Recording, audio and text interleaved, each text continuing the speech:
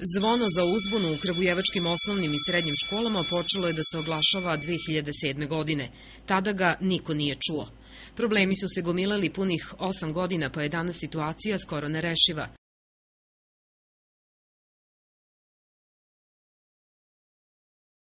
Bilans dugogodišnje nebrige za osnovno i srednje obrazovanje su dugovanja koje danas prelaze cifru od 1.274 miliona dinara. Računi više od 70% škola na teritoriji grada su u blokadi, a ukupna blokada iznosi preko 33 miliona dinara.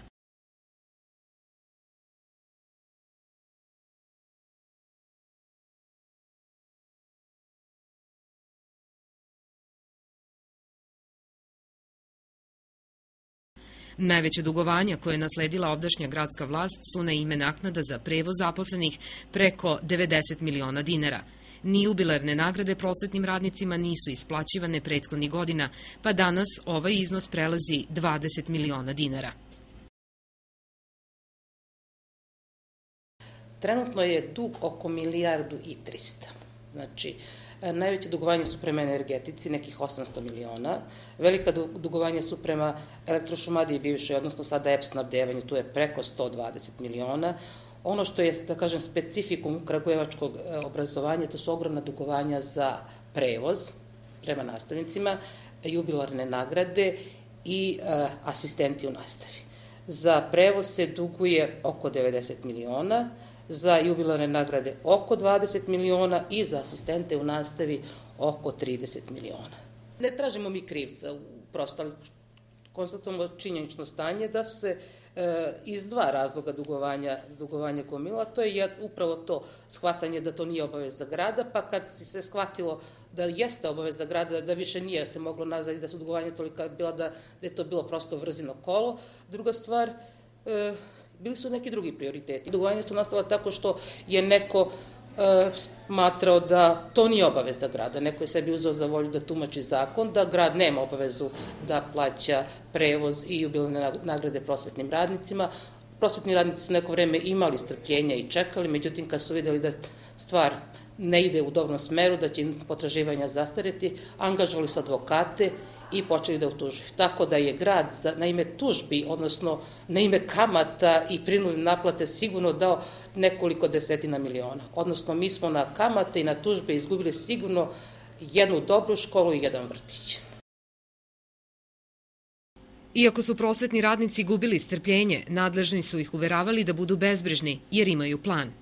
Da je posledica urušavanja celog prosvetnog sistema u Kragujevcu od 2007. godine neodgovorno vođenje gradskih finansija, upozoravao je Milan Jeftić, predsednik Unije sindikata prosvetnih radnika.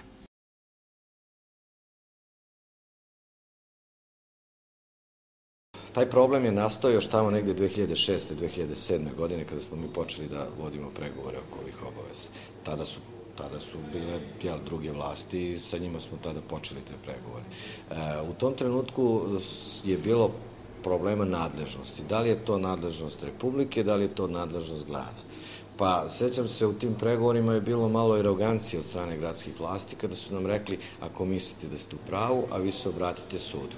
Tako da praktično ispada da su zaposleni poslušali preporuku koja je stigla od grada. Međutim, ja lično mislim da je to jedna vrlo ozbiljna zloupotreba položaja, da je to nešto zbog čega bi neko morao i da odgovara i krivično i na svaki drugi način i da naravno to nije moja stvar da ja to istražujem ili da se bavim ko je kriv, ko nije kriv. Dugovi, odnosno troškovi koji su nastali svega toga su milionski. Ti milionski troškovi su završili u sudovima, kod advokata, ne kažem, oni su to odradili, to je sve urađeno kako treba, međutim, šteta koju je imala opšta zajednica je tako velika da zaista mislim da bi neko za to morao da odgovara. Ukupne obaveze grada prema prosveti dostigle su 10 miliona evra i nemoguće ih je rešiti odjednom. Posle višemesečnog sagledavanja situacije u ovoj oblasti, gradonačelnik je pred direktore škola izašao sa jasnim planom. Mi smo doneli odluku da prvo krenemo sa deblokadom škola, tako da će računi svih škola koji su u blokadi, a takvih je oko 90%, biti deblokirani u narednih nekoliko dana. To je iznos od 33 miliona dinara i ovim omogućavamo školama da se ozbiljno pripremaju za narednu školsku godinu. Verujem da je ovo tek prvi korak i da ćemo odmah naredne nedelje preći u drugu fazu, a to je dogovor sa zaposlenima oko obaveza koje grad ima prema njima.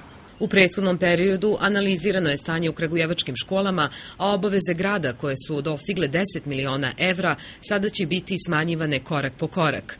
Dugovi su se gomilali od 2007. godine, a prosvetni radnici ostajali su bez naknada za prevoz i jubilarnih nagrada.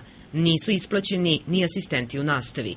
Dugovanja prema osnovnim i srednjim školama su bila jako velika i ono što jeste bio problem što su ta dugovanja datiraju negde još od 2006. i 2007. godine i došli su do iznosa od 1,2 milijarde dinara, što je praktično četvrtina godišnjeg ukupnog budžeta grada Kragujevca. Ono što smo mi sve vreme najavljivali, evo konačno dolazi do realizacije, jeste da ćemo promeniti prioritete i da će obrazovanje ostati biti ne na poslednjem mestu kao što je bilo do sada, već negde na prvom. Direktori škola u gradu kažu da je potrebno vreme kako bi se rešili problemi koji traju već nekoliko godina, ali da je prvi korak ohrabrujući i da se nadaju da će kontinuirano obezbeđivanje sredstava konačno omogućiti školama normalno funkcionisanje. U prethodnom periodu, kažu, to nije bilo moguće.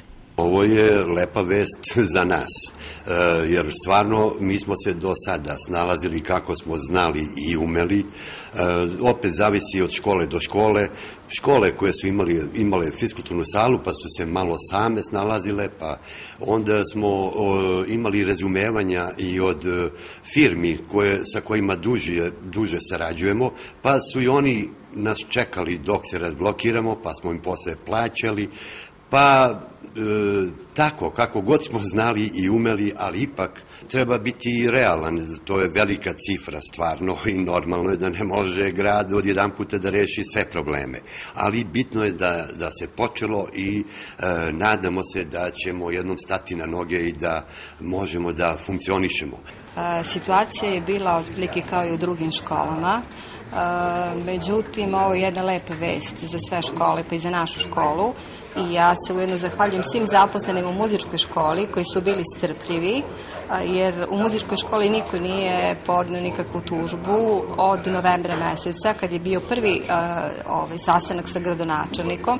Znači ljudi su imali dovoljno razumevanja i dovoljno strpljenja, što je zapravo i pokazalo se kao ispravnim jednim stavom, tako da mislim da će se problemi polako rešavati.